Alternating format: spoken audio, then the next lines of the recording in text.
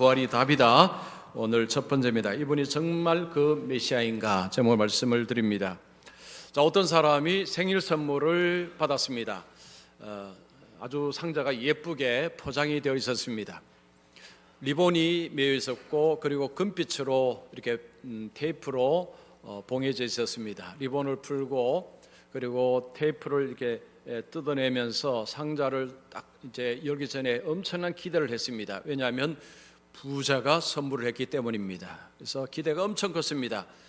근데 뚜껑을 열고 보고는 바로 실망을 해버렸습니다. 왜냐하면 그 안에 건강 보조식품이 들어있었기 때문입니다. 봐도 무슨 이름인지 잘 모르는 좀 낯선 건강 보조식품이 있었습니다.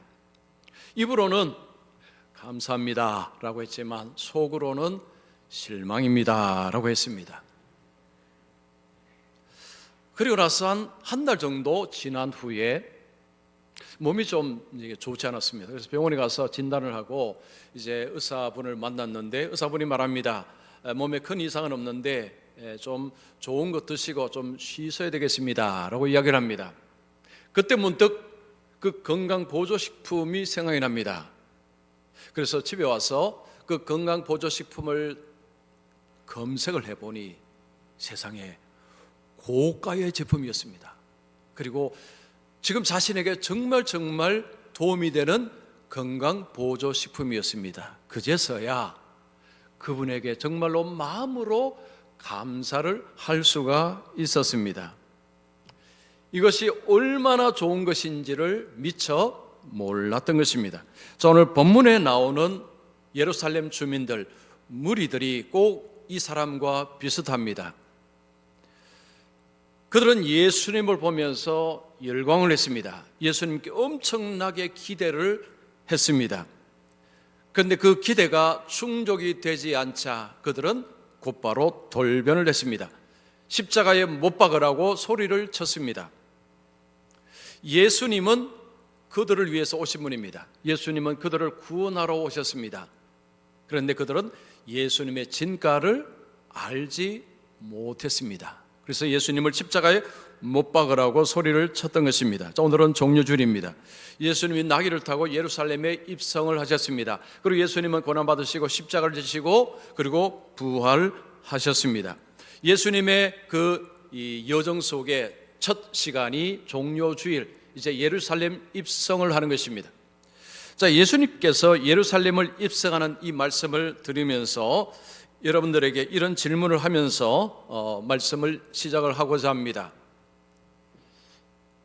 예수님이 정말로 그 메시아가 맞는가? 라는 질문입니다. 자, 오늘 10절에 이런 질문이 있습니다. 이는 누구냐? 이는 누구냐? 라는 질문이 있습니다. 이 질문을 바꾸면 저분은 정말로 그 메시아인가? 라는 질문이기도 합니다.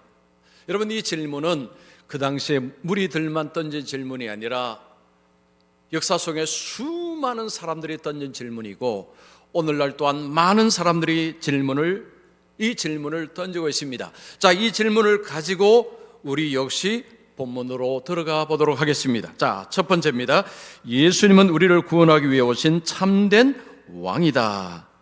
자, 본문을 이해할 때에 우리가 먼저 유대인들이 그 당시에 메시아를 얼마나 갈망했는가를 좀 이해할 필요가 있습니다.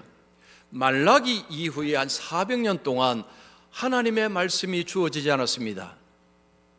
하나님의 말씀이 주어지는 가운데서 침묵의 시간 같은 시간을 400년이라 보냈습니다.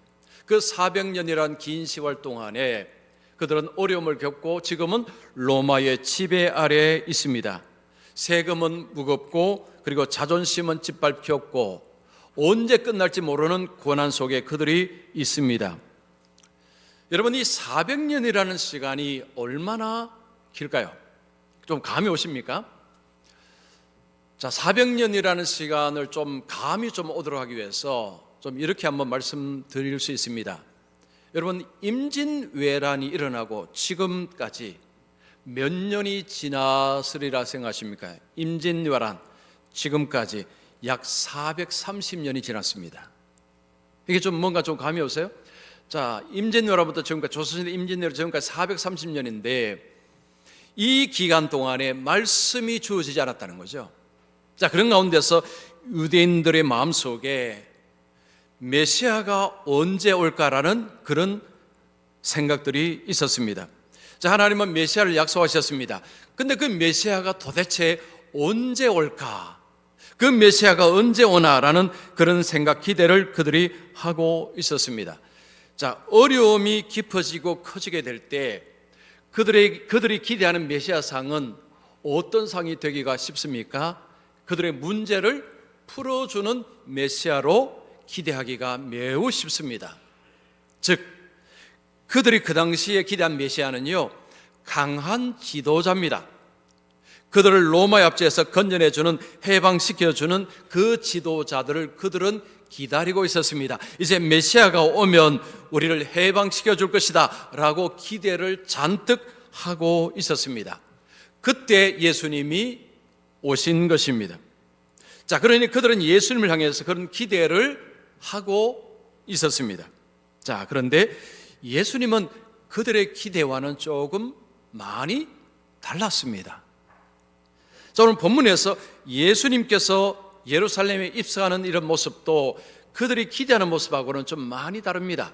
자, 그런데 성경은 우리에게 예수님이 예루살렘에 입성하는 이런 시작부터 시작해서 모든 것은 하나님의 말씀을 따라, 하나님이 말씀하신 그 예언을 따라서 이루어지고 있는 것이다 라고 이야기를 합니다. 자, 여러분 1절 보겠습니다. 그들이 예루살렘에 가까이 가서 감람산 벳바게에 이르렀을 때에, 여기에 주목해야 될 단어가 감람산입니다.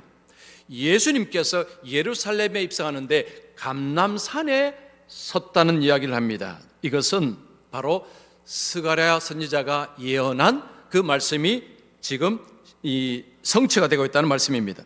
자, 스가랴 14장 4절에 보면 그날에 그의 발이 예루살렘 앞 곧 동쪽 감람산에 섰을 것이요, 스가랴 선지자는 장차 메시아가 와서 감람산에 설 것이다 라고 예언을 했는데 예수님이 그 예언대로 감람산에 섰다라는 것이 지금 이 성경의 이야기입니다.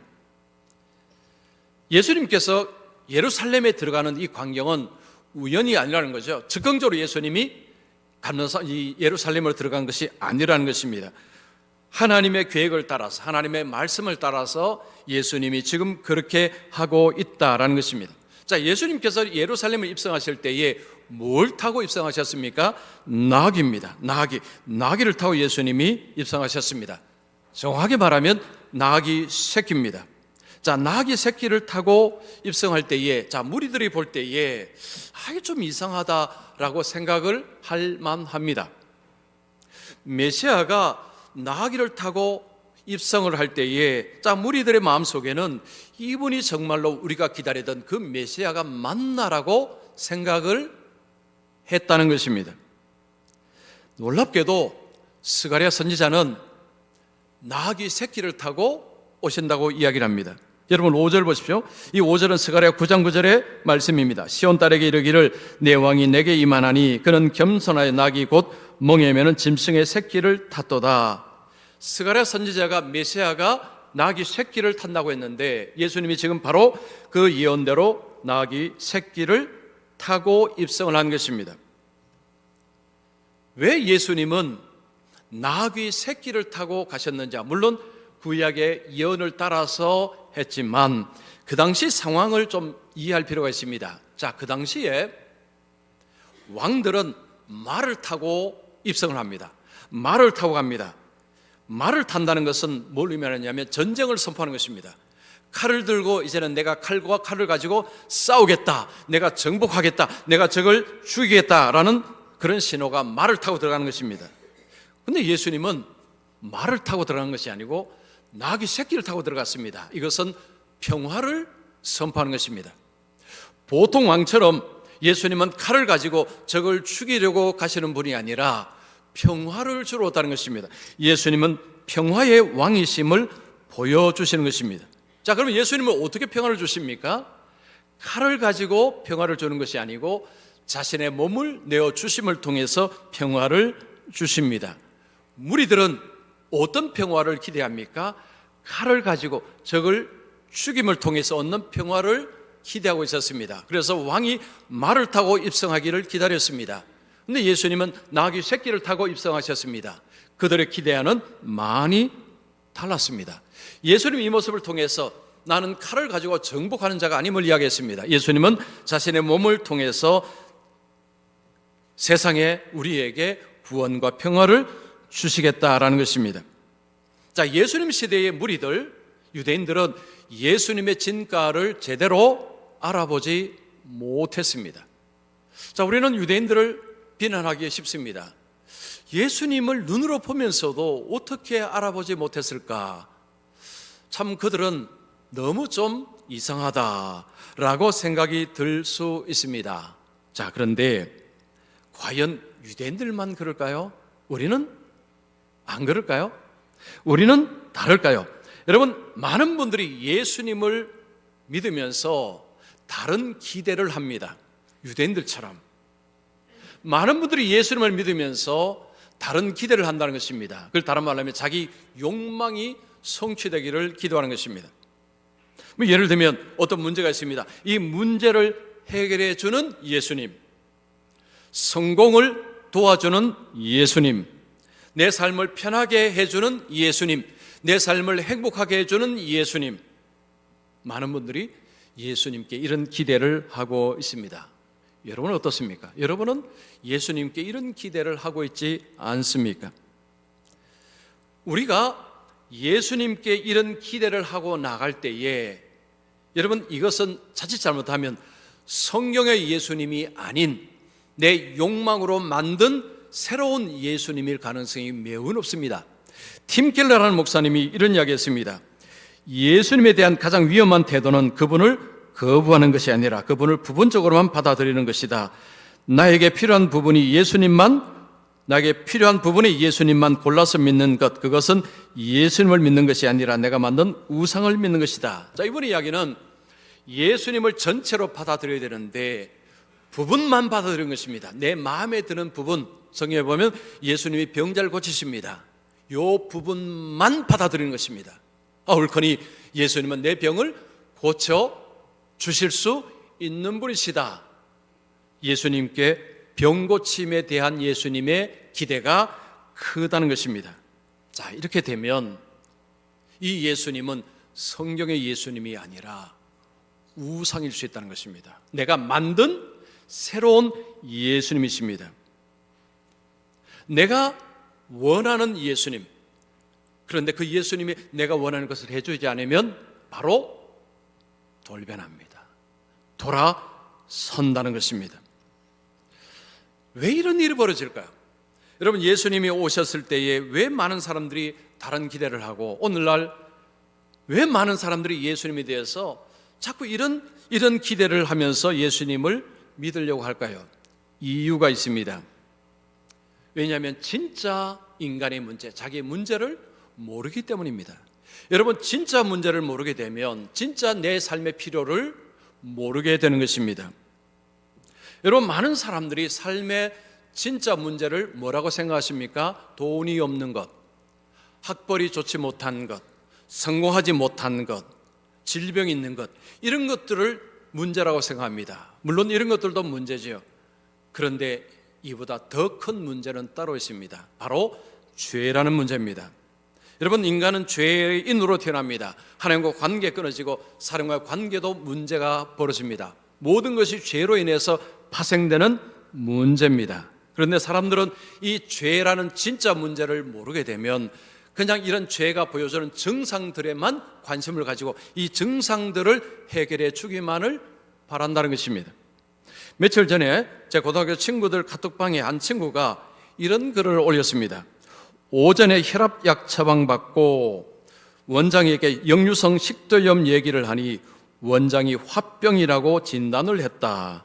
세상에 편안하고 온화하게 일생 보낸 사람이 몇 명이나 될까? 따지고 보면 부처님과 예수님이 젤로 스트레스가 많으신 분이 아닐런지 그냥 그러니 하고 살아야겠다 라고 하면서 한 친구가 올렸습니다.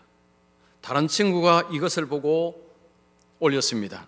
자, 이렇게 올렸습니다.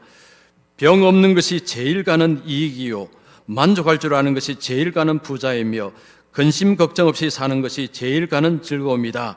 이것은 법화경에 나온다. 화병 나지 말고 실천해 봐라 라고 올렸습니다.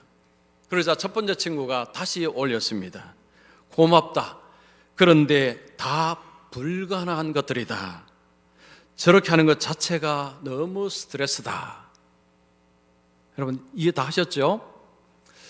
제가 이 글을 옆에서 저는 이제 문자에 뭐 답을 안 했습니다. 이걸 보면서요, 뭘 생각했느냐 하니까 오늘날 현대인들이 생각하는 것이 그대로 여기에 다 녹여져 있다고 제가 생각을 했습니다. 한 친구가 이제 뭐 혈압약 먹고 뭐 화병 이야기하니까 법화경 이야기하면서 법화경 이런 이야기하니까 이렇게 해서 이렇게 좀 만족하면서 살아라 하니까 야 그대로 못 살아, 그대로 사는 것이 너무 스트레스야라고 한 것입니다. 오늘날 현대인들이 사람들이 생각하는 사고방식이 그대로 녹아져 있다는 것입니다. 자, 무슨 말이냐면요, 죄가 발생하는 그런 문제들, 걱정, 근심, 어려움들, 이런 문제들이 이제 힘들다는 거죠. 이 문제들을 이야기하니까 이제 종교를 가지고 그러면 이렇게 해봐, 그러면 문제가 괜찮아질 거야 라고 얘기합니다. 근데 한 친구가 그게 되냐라는 거죠. 그게 되냐? 현실적으로 잘 안 된다는 이야기죠. 자, 무슨 이야기냐면요, 여러분 종교가 이런 증상을 치료하는 데 주로 관심이 있습니다. 보통 종교는 이 증상을 완화해 주는데 열심을 씁니다. 그러나 우리 기독교는 증상이 아니고 뿌리를 이야기합니다. 뿌리가 뭐죠? 죄입니다. 기독교는 죄를 이야기합니다. 종교는 증상을 이야기합니다. 그래서 기독교는 다른 것입니다. 예수님은 죄 문제를 해결하러 오신 분입니다. 즉 뿌리 문제를 해결하러 오셨습니다. 그런데 많은 사람들은 예수님께 뿌리 문제가 아니고 증상을 해결해 달라고 요구를 한 것입니다. 이 문제 좀 해 주십시오 라고 기대를 하고 있다는 것입니다. 그런데 그 기대가 충족이 안 되니까 너무 쉽게 돌아서 버린다는 것입니다. 제가 지금까지 목회하면서 그런 분들 저는 꽤 많이 봤습니다. 와서 많이 기대를 했는데 기대가 충족되지 않자 돌아서는 모습을 저는 꽤 많이 봤습니다. 여러분, 예수님 당시에 많은 사람들이 예수님을 눈으로 보고 예수님의 권능을 보았지만 예수님이 누군지를 제대로 모르는 사람이 태반이었습니다. 그래서 10절에 무리들이 말합니다. 이는 누구냐? 이는 누구냐? 이분이 정말로 그 메시아냐? 11절에 이렇게 대답합니다. 갈릴리 나사렛에서 온 선지자 예수다라고 했습니다. 이 대답은 한 30점밖에 안 됩니다. 예수님이 선지자인 것은 맞습니다. 그러나 예수님은 선지자보다 크신 분입니다. 예수님은 왕이십니다. 예수님은 인간을 구원하러 오신 왕이십니다. 성경이 말씀하신 그 메시아가 예수님이십니다. 자, 두 번째입니다. 예수님이 참된 주이시기에 우리는 기쁨으로 순종한다. 자, 본문에서 우리는 흥미로운 장면을 하나 볼 수 있습니다. 예수님이 제자들에게 뭔가를 명령하는데 이 명령 자체가 조금 당황스럽습니다. 2절 보겠습니다. 너는 맞은편 마을로 가라. 그리하면 곧 매인 나귀와 나귀 새끼가 함께 있는 것을 보리니 풀어 내게로 끌고 오라. 지금 예수님이 두 제자에게 조금 당황스러운 명령을 하십니다. 저기 마을에 가면 나귀가 새끼가 있으니 그 끌고 오라는 것입니다. 자, 이것은 오늘날로 말하면 이런 식입니다. 저 옆 동네 가면 편의점이 있지. 그 편의점 앞에 자동차가 한 대 있을 것이다. 그거 몰고 와라 라는 이야기입니다. 자, 여러분이 제자라면 무슨 생각 드시겠습니까? 예수님, 도둑질하라는 이야기입니까? 지금 우리 보고 도둑질하라는 이야기입니까? 라고 생각이 들지 않겠습니까? 예수님은 그들의 마음을 아시고 예수님이 이렇게 말씀합니다. 3절 보십시오. 만일 누가 무슨 말을 하거든 주가 쓰시겠다라. 그리하면 즉시 보내리라. 자, 만일 누가 뭐 이렇게 이야기하면 주가 쓰시겠다, 요 말만 하라고 했습니다. 여러분, 주가 쓰시겠다, 이 주라는 표현이 이 표현이 중요합니다. 이 주라는 것은요, 절대적인 주권자를 이야기하는 것입니다. 주권자, 모든 것을 가진 주권자를 이야기하는 것입니다. 자, 우리 시편 24편 1절 말씀 한번 같이 읽겠습니다. 시작. 땅과 거기 충만한 것과 세계와 그 가운데 사는 자들은 다 여호와의 것이로다. 이 말씀은 하나님이 주라는 말씀입니다. 하나님이 모든 것의 소유자, 하나님이 주권자라는 말씀이 시편 24편 1절입니다. 그러면 예수님이 자신을 주라고 한 것은, 이 주는 뭘 이야기하는 것입니까? 하나님이라는 것이죠. 절대 주권자 하나님이라는 것입니다. 그러면 예수님이 그 나귀 새끼를 끌고 오라는 것은 부당한 것입니까? 합당한 것입니까? 합당한 것입니다. 왜냐하면 주님 것이기에, 주님의 소유이기에, 그 소유를 갖고 오라는 것은 너무너무 합당한 것입니다. 즉 제자들이 도둑질하는 것이 아닌 것입니다. 제자들이 가서 새끼를, 이 나귀를 끌고 옵니다. 자, 다른 성경에 보면 나귀를 이제 가지러 갔을 때 사람들이 왜 이렇게 하느냐 물었습니다. 그때 딱 이 말했습니다. 주가 쓰시겠다, 주가 쓰시겠다라는 말만 하니까 그들이 다른 말 하지 않고 그대로 보내줬습니다. 자, 여기서 우리가 이 제자들이 예수님의 말씀에 순종할 수 있었던 근본 이유를 우리가 찾아야 됩니다. 바로 주가 쓰시겠다는 요 말 때문입니다. 지금 주님께서는 제자들에게 다른 말 하지 않았습니다. 가서 이 말 저 말 하지 말고 주가 쓰시겠다, 그 말만 하라고 했습니다. 주가 쓰시겠다, 주가 쓰시겠다. 제자들은 그 말씀을 듣자 그 말씀 속에 권세를 느낀 것입니다. 즉 주님께서 주가 쓰시겠다라는 그 말을 듣고 그냥 그 말 붙들고 그냥 간 것입니다. 자, 우리가 예수를 믿을 때에 정말 중요한 게 뭐냐면 하나님이 주권자이시다는 것에 대한 확신입니다. 이게 너무너무 중요합니다. 여러분, 예수님이 주권자이시다, 하나님이 주권자이시다, 성령님이 주권자이시다, 주인이시다라는 의식이 너무너무 중요합니다. 이 의식이 우리 속에 들어와야 순종이 가능합니다. 여러분, 하나님이 주이시다라는 이것이 우리 속에 딱 들어와야 하나님 앞에 순종하는 것이 가능하다는 이야기입니다. 저는 성경을 제가 주중에 이제 성경을 읽습니다. 그냥 설교하기 위해 성경 읽는 게 아니고 그냥 성경을 그냥 읽습니다. 성경 읽기 위해서. 성경을 읽을 때에 간혹 아주 신기한 경험을 합니다. 성경은 글이지 않습니까? 이 글을 읽는 데에 이 글의 권세가 느껴지는 때가 있습니다.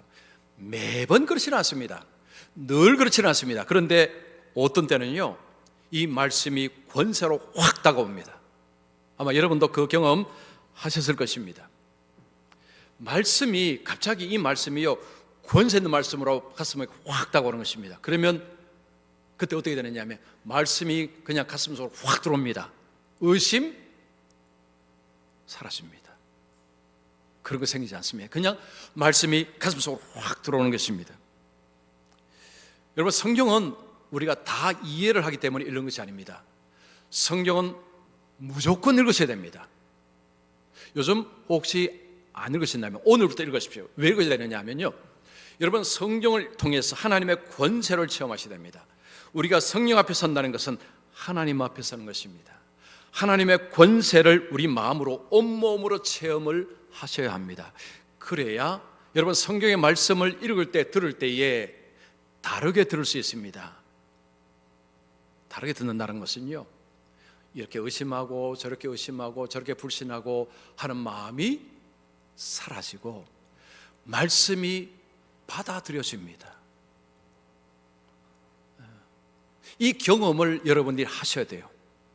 여러분, 성경을 이성적으로 분석을 하기 시작하면 못 믿습니다. 그러면 죽어도 못 믿습니다. 왜냐하면 성경은요, 모든 사람이 완벽하게 이해될 수 있도록 하나님이 쓰신 책이 아닙니다.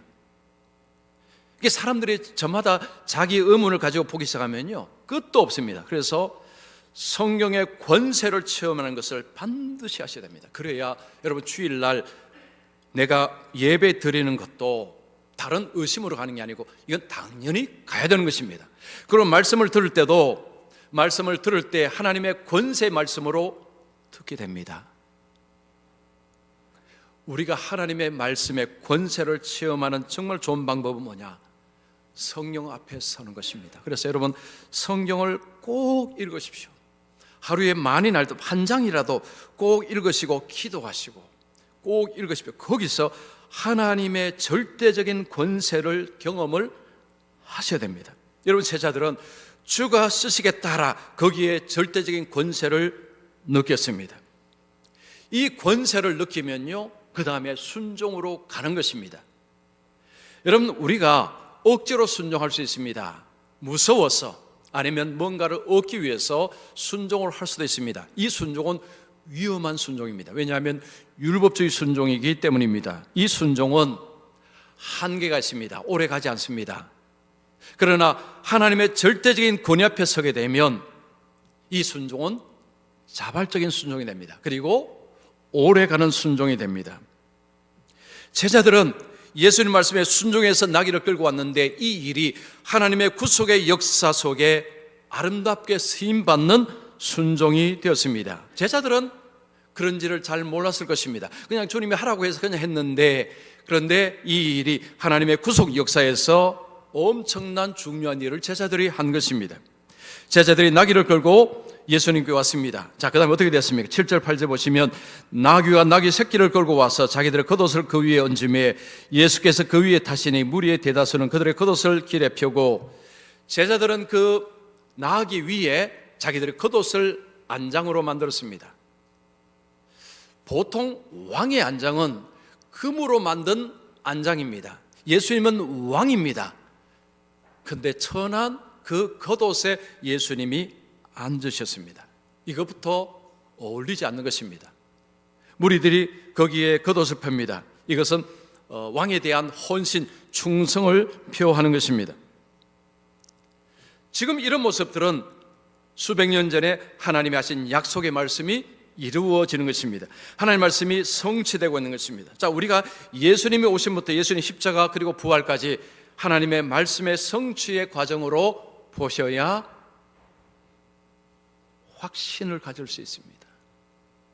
그냥 부분적으로 보시면 그러면 의문만 잔뜩 생깁니다. 하나님의 긴 여정 속에서, 과정 속에서 하나님이 하나씩 하나씩 이루어 가시는 과정으로 보시면, 와, 이런 거구나, 아, 이렇게 되는구나, 이렇게 되는구나, 와, 이렇게 되었구나. 여러분, 그것은요, 우리 마음속에 확신을 계속해서 키우는 것입니다. 자, 예수님께서 나귀 새끼를 타고 가실 때 무리들이 이렇게 외칩니다. 9절 보시면 호산나 다윗의 자손이여. 이 호산나라는 것은 우리를 구원하소서라는 표현입니다. 자, 무리들이 예수님을 향해서 우리를 구원하소서라고 했습니다. 겉으로 보면 예수님께 바르게 요청하는 것입니다. 그런데 그 구원이 다릅니다. 지금 무리들이 원하는 구원은 이 로마 얍제에서 우리를 건져 주시옵소서라는 외침입니다. 예수님은 그들을 로마 얍제에서 건져주러 오신 분이 아니십니다. 그들 죄와 죽음에서 건져내기 위해서 예수님이 오셨습니다. 그런데 무리들은 우리를 구원하소서, 우리를 로마 얍제에서 구원하소서라고 소리를 치고 있는 것입니다. 엇박자가 나고 있습니다. 오늘날 많은 분들도 엇박자 나고 있습니다. 예수님은 죄와 죽음으로 우리를 구원하러 오셨는데 거기에는 관심이 없고 그냥 조금 더 잘 사는데, 조금 더 건강한데 여기에만 온통 관심을 가지고 이것을 해주기를 늘 원합니다. 기도할 때마다 내 자식 취직하고, 내 자식 뭐하고, 남편 뭐하고, 이것이 전부 죄와 죽음이라는 문제는 뒤로 하고 이 부분이 핵심이 되어버렸다는 거죠. 물론 이거 구하면 잘못된다는 이야기 아닙니다. 그러나 예수님께서 본질적으로 주신 것에는 별로 관심이 없고 이것만 잔뜩 구한다면 유엔들과 별 차이가 없다는 것입니다. 자, 오늘 말씀을 들으면서 자, 우리에게 성경은 이런 질문하는 것입니다. 너는 어떤 예수님을 믿고 있느냐? 여러분은 어떤 예수님을 믿고 있습니까? 십자가에서 죽으시고 부활하심을 통해서 우리를 죄와 죽음에서 건져내신 그 예수님을 믿고 있습니까? 아니면 여러분을 좀 더 건강해주고 여러분의 삶을 좀 더 낫게 만들어주고 좀 더 편리하게 만들어주는 그 예수님을 믿고 계십니까? 여러분, 고난주간, 자, 고난주간에 우리가 이제 들어갑니다. 예수님께서 예루살렘에 입성하시면서 이제 고난 주간에 들어가는데, 자, 예수님께서 나귀 새끼를 타고 그 제자들의 겉옷 위에 앉아서 이제 가는 것입니다. 자, 여러분이 거기 무리 중에 한 사람이라고 한번 상상을 해보십시오. 자, 지금 상상하십시오. 예수님은 예루살렘에 입성을 하시고 나귀 새끼를 타고 입성하시고 무리들이 있습니다. 여러분이 그 무리 속에 한 사람이라고 상상을 하십시오. 예수님이 무리를 보시고 여러분과 눈이 딱 마주쳤습니다. 예수님이 여러분을 지금 보고 계십니다. 세상은 여러분들에게 묻습니다. 이분이 정말로 하나님이 약속하신 그 메시아인가라고 질문합니다. 그럼 여러분이 답을 해야 됩니다. 자, 여러분은 뭐라고 답을 하시겠습니까? 정말 이분이 그분이냐라고 할 때, 자, 사람들이 세상에 여러분들에게 묻습니다. 당신은 알고 있지 않느냐? 뭐라고 대답하시겠습니까?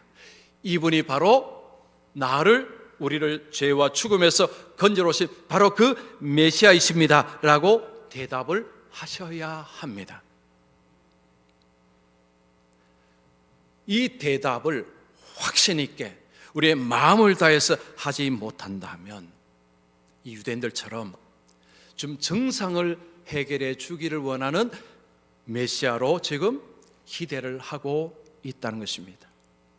많은 분들이 교회를 왔다가 교회를 떠납니다. 왜냐하면 내가 기대한 대로 하나님이 해주지 않는다고 생각하니까 바로 떠납니다. 여러분, 마지막까지 죽음이 찾아올 때까지 예수님을 끝까지 믿기 위해서 우리에게 정말 필요한 것은 뭐냐면, 내 인생의 진짜 문제는 죄요. 이 죄와 죽음의 문제를 해결하신 분은 오직 예수님밖에 없다라는 이 확신을 가지고 살 때에 무슨 일이 와도 예수님을 믿게 되었습니다. 예수님을 믿을 수 있습니다. 자, 이번 고난 주간에 이렇게 한번 여러분 기도하시면 좋겠습니다. 예수님, 내가 만들어낸 예수님이 아니라 성경에서 말씀하시는 그 예수님을 저는 믿고 따르겠습니다. 내 욕망, 내 기대를 내려놓고 성경에서 말씀하신, 성경에서 약속하신 그 메시아를 믿고 따라가겠습니다. 죽음이 찾아올지라도 그 예수님 붙들고 가겠습니다. 주여, 나를 인도하여 주시옵소서. 여러분, 이 고난 주간에 우리에게 필요한 기도입니다. 그래서 자, 우리 여기 오신 분들은요, 한 번도 빠짐없이 정말 내 생명이 다할 때까지 예수님만을 믿고 그 예수님만을 따라가는 우리 모든 성도님들이 되시기를 축원합니다.